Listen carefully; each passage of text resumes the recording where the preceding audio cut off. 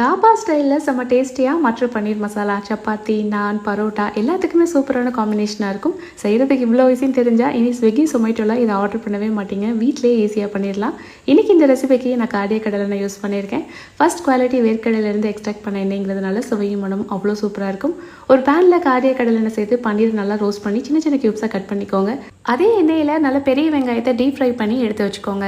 ஒரு மிக்சர் ஜாரில் தக்காளி, இஞ்சி, பூண்டு, அது கூடவே முந்திரி, நம்ம டீப் ஃப்ரை பண்ணி வச்ச ஆனியன், கரம் மசாலா சேர்த்து நல்லா நைஸாக அரைச்சிக்கோங்க.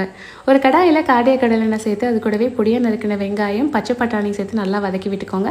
நம்ம அரைச்ச மசாலா பேஸ்ட்டு அது கூட சேர்த்து நல்லா கலந்து விட்டுட்டு அது கூடவே உப்பு, red chilli powder, garam masala சேர்த்து நல்லா கலந்து விட்டுக்கோங்க.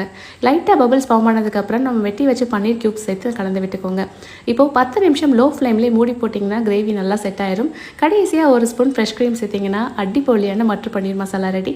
நல்லா சுட சுட சப்பாத்தி, நான், பரோட்டான் எது கூட வச்சு சாப்பிட்டாலும் அல்டிமேட்டாக இருக்கும். கண்டிப்பாக ட்ரை பண்ணுங்கள்.